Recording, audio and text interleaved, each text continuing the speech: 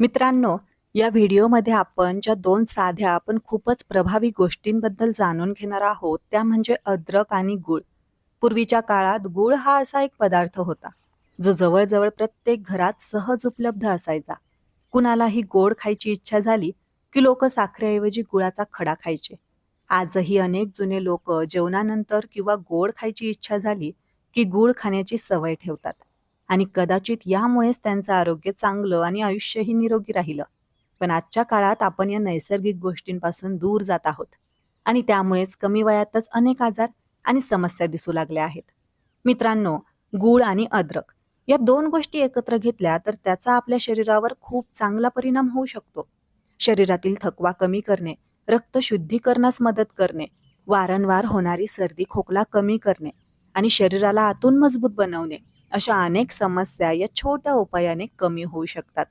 म्हणूनच आजच्या या व्हिडिओमध्ये आपण जाणून घेणार आहोत की अद्रक आणि गूळ कशा पद्धतीने तयार करायचे, त्याचे सेवन कधी आणि कसं करायचं आणि त्याचा तुम्हाला नेमका काय फायदा होतो. त्यामुळे पुढचे 2 मिनिटं हा व्हिडिओ नक्की बघा. चला तर मग सुरुवात करूया. हिवाळा आला की बाजारात अनेक प्रकारच्या वस्तू उपलब्ध होतात. हिवाळ्यात गूळ, हिरव्या भाज्या वगैरे मोठ्या आवडीने खाल्ल्या जातात. या ऋतूत खाण्यासाठी अनेक प्रकारचे पर्याय उपलब्ध आहेत. हिवाळ्यात थंडीमुळे काही वेळा तब्येतही बिघडते. हिवाळ्यात सर्दी आणि फ्लू खूप सामान्य आहेत. अशा परिस्थितीत हिवाळ्यात गूळ आणि आले खाणे तुमच्यासाठी खूप फायदेशीर ठरू शकते. हिवाळ्यात गूळ आणि आले का सेवन करावे हे जाणून घेऊयात.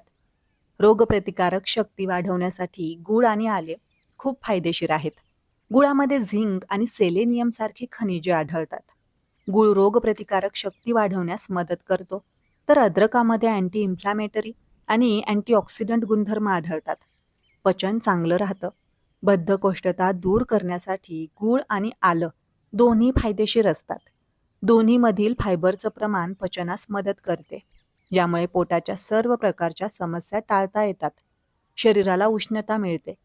थंडीच्या काळात गूळ आणि आल्याच्या सेवनाने शरीराला उष्णता मिळते. गूळ रक्त शुद्ध करतो आणि ॲनिमियाच्या रुग्णांसाठी एक अद्भुत उपाय मानला जातो. याशिवाय गूळ आणि आले यांच्या मिश्रणाने सांधेदुखीपासून आराम मिळतो. यकृत डिटॉक्स होते. श्वसनाच्या समस्या दूर होतात. तसेच शरीराची ऊर्जाही वाढते. वजन नियंत्रित करा. आले आणि गूळ खाल्ल्याने लठ्ठपणाही कमी होतो. शरीरातील अतिरिक्त चरबी कमी करण्यासाठी आले आणि गुळाचा चहा फायदेशीर ठरतो. आले आरोग्यासाठी खूप फायदेशीर आहे. आल्यामधून आपल्या शरीराला उत्तम फायदे मिळतात. सर्दी आणि खोकल्यापासून आराम देण्याचं काम आलं करतं. जगभर आल्याचा उपयोग मसाल्याचा पदार्थ आणि औषधी म्हणून होतो. आले हे अँटी इन्फ्लामेंटरी आणि अँटीऑक्सिडंट्सने समृद्ध आहे. यासह ते एक उत्कृष्ट इम्युनिटी बूस्टर आहे. इतकंच नाही, तर आल्यामध्ये बॅक्टेरियाच्या वाढीस प्रतिबंध करणारा पदार्थ आहे. आजारी पडल्यावर आले खाण्याचा सल्ला दिला जातो. लहान मुलं आले खाण्यास टाळतात. अशा वेळी आपण जिंजर कॅन्डी बनवून देऊ शकता, जे खाल्ल्याने मुलांना सर्दी खोकला, घसा खवखवणे, इन्फेक्शन यांसारख्या समस्यांना सामोरं जावं लागणार नाही. त्यासाठी लागणारे साहित्य आहे आले, गूळ, हळद, काळे मीठ, काळी मिरी पावडर, देशी तूप आणि पिठी साखर. आता आपण जिंजर कॅन्डी बनवण्याची सोपी पद्धत पाहूया. सर्वप्रथम आले स्वच्छ धुवून घ्या. आले धुवून झाल्यानंतर सुकवून घ्या.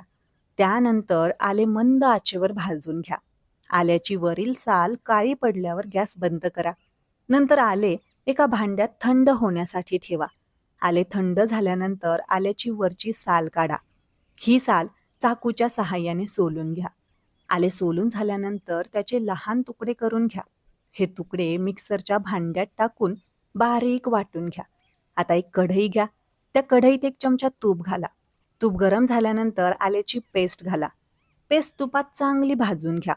आल्याची पेस्ट गोल्डन ब्राऊन झाली की त्यात 300 ग्रॅम गूळ घाला. आता सर्व गूळ वितरेपर्यंत ढवळत राहा. सर्व काही नीट मिक्स झाल्यानंतर त्यात हळद, काळी मिरी पूड आणि काळे मीठ घाला. आता हे मिश्रण चांगले मिक्स करा.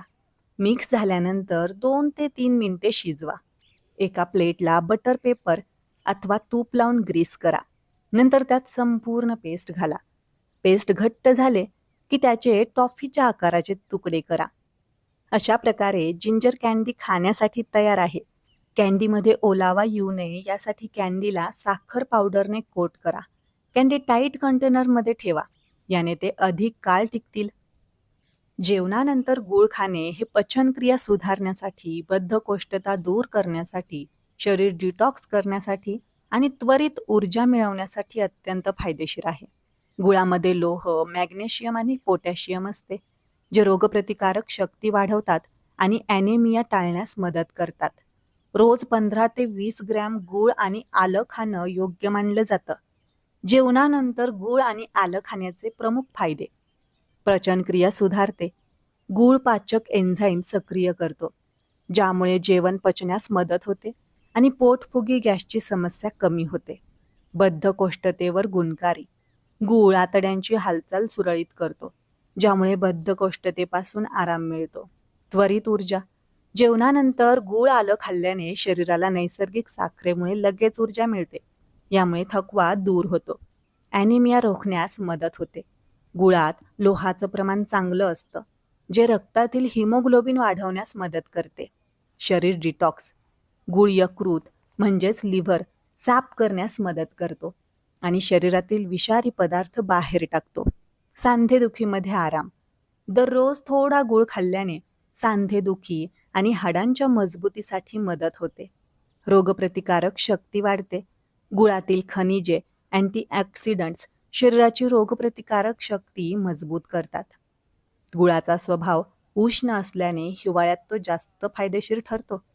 तसेच मधुमेह असणाऱ्यांनी डॉक्टरांच्या सल्ल्यानेच गूळ आणि आलं याचं सेवन करावं.